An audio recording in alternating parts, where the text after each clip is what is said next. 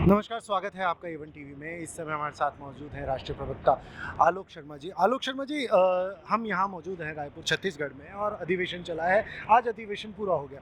एक चीज़ जो सबसे पहले दिन निकल के आई सीडब्ल्यूसी के, अब चुनाव नहीं होंगे।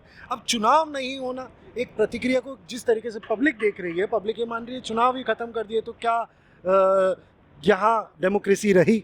मुझे लगता है कि अभी राष्ट्रीय अध्यक्ष महोदय स्वयं चुनाव लड़कर आए हैं और क्योंकि इस बार सीडब्ल्यूसी के मेंबर्स की संख्या बढ़ाने की बात आ रही थी, तो उसमें किस तरह से चुनाव हो और कैसे हो, उसमें समय लगना था।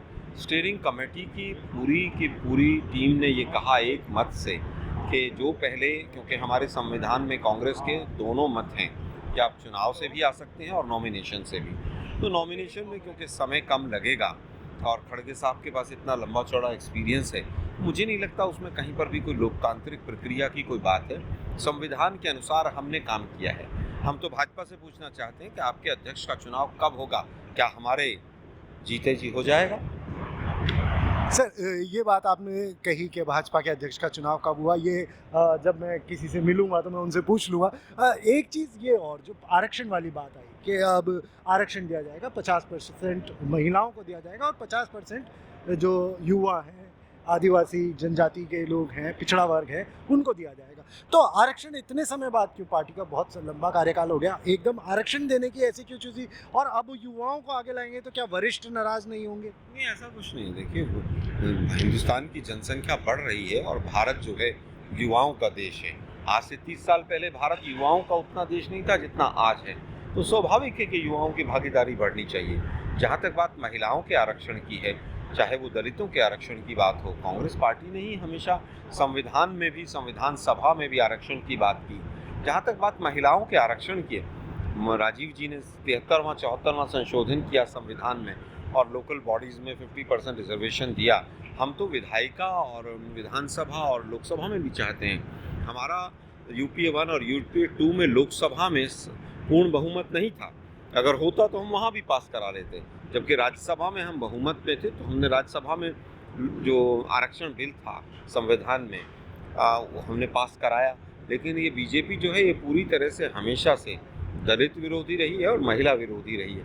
यही कारण है कि आज 303 सीट वाली 56 इंच की छाती महिलाओं को आरक्षण देने से लोकसभा में डरती है। सर, ये हुई आरक्षण की बात, युवाओं की बात। तो अगर हम युवाओं को देखें तो कहीं ना कहीं अभी तक जो सिनेरियो देखने को आ रहा है और जिस तरीके से पब्लिक समझ रही है सिनेरियो में, कहीं ना कहीं युवा अभी तक तो कांग्रेस में पिछड़े हुए दिखाई दे रहे हैं। अगर हम कहीं झगड़ों की भी बात करें, गुटों की भी बात करें, आप मेरा इशारा देखें तो राजस्थान की तरफ देखें तो वहाँ भी एक ऐसा सिनेरियो बन के आ रहा है। एक युवा जो बैठे हुए हैं बिल्कुल बिना किसी पद के, एक विधायक बन के, क्या कहेंगे उस बारे में? उन युवाओं की जिनकी आप बात कर रहे हैं, उनकी उम्र लगभग 45-46 वर्ष है। 26 साल की एज में वो सांसद बन गए, 31 साल की एज में वो केंद्र में मंत्री बन गए, 38 साल की एज में, 37 साल की एज में वो प्रदेश अध्यक्ष, 40-41 साल की एज में वो विधायक बन गए, डिप्टी सीएम बन गए।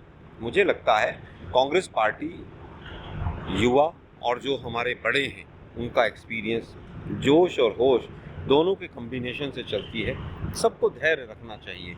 इस पार्टी ने ही युवा, एक से एक युवा जो है प्रधानमंत्री भी दिए हैं और मुख्यमंत्री भी दिए हैं। मुझे उम्मीद है कि राजस्थान में जो कि आने वाला चुनाव है वह कांग्रेस वापस आएगी और युवाओं को मौका मिल जाएगा। सर, एक चीज़ और कि अब जब अधिवेशन हो गया है, अब तो समाप्त है, अब इसके बाद आपको क्या लग रहा है? 9 राज्यों में चुनाव है, अगले साल केंद्र में चुनाव होना है, तो क्या अधिवेशन की जो चर्चाएं हुई हैं, जिस तरीके के आपने फैसले लिए हैं, उनका क्या कोई कोई प्रभाव पड़ता नज़र आ रहा है? क्योंकि देखा जाए तो महंगाई का एक बहुत बड़ा मुद्दा है, क्योंकि प्याज पे लोगों की सरकार चली गई है, प्याज महंगा हुआ, सरकार चली गई, यहाँ महंगाई चरम पे आ रही है अपने, पर कोई फ़र्क नज़र नहीं आ रहा है। देखिए, मुझे लगता है कि जिस तरह से मुद्दों को, जो असली मुद्दे हैं, उनको भटकाया जाता है और उसमें एक मीडिया के साथियों का बहुत बड़ा वर्ग भी शामिल है।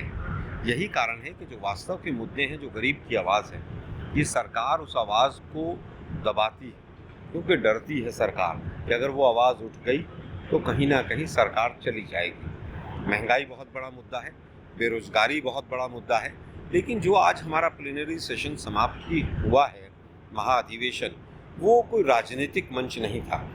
कोई भी राष्ट्रीय दल जब प्लेनरी सेशन अपना महाधिवेशन करता है तो वो मैसेज देता है कि मैं देश की सुरक्षा के बारे में क्या सोचता हूँ, विदेश नीति क्या है, अर्थनीति क्या है, किसानों के प्रति मेरी राय क्या है, महिलाओं के प्रति, युवाओं के प्रति, इंडस्ट्रीज के प्रति, व्यापारियों के प्रति।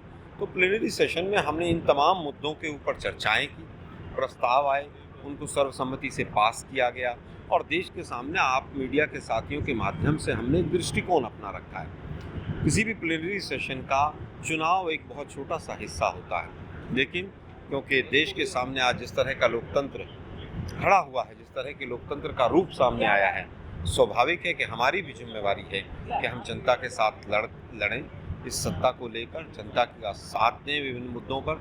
और वही इस प्लेनरी सेशन से हमने मैसेज दिया है माननीय राहुल गांधी जी ने कि हम पूरी तरह से जनता के साथ खड़े हैं संघर्ष करने के लिए, और खड़गे साहब से आह्वान किया है कि तपस्या करने के लिए हम तैयार हैं, आप मार्गदर्शन करें।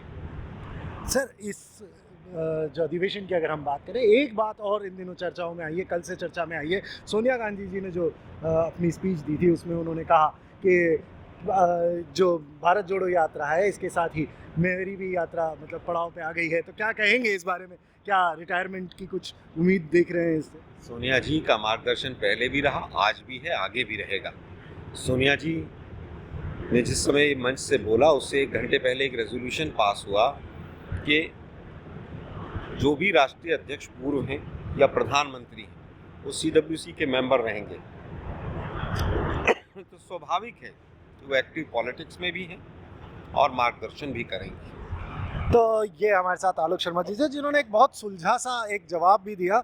सोनिया गांधी जी का जो कयास लगाए जा रहे हैं कि वो स्वाभाविक रूप से अब CWC की मेंबर बन जाएंगी, तो शायद वो अब कहीं नहीं जा रही हैं, वो उनका आशीर्वाद सदा कांग्रेस के साथ बना रहेगा। कैमरा पर्सन अभिजीत के साथ गौरव, A1 TV, रायपुर, छत्तीसगढ़।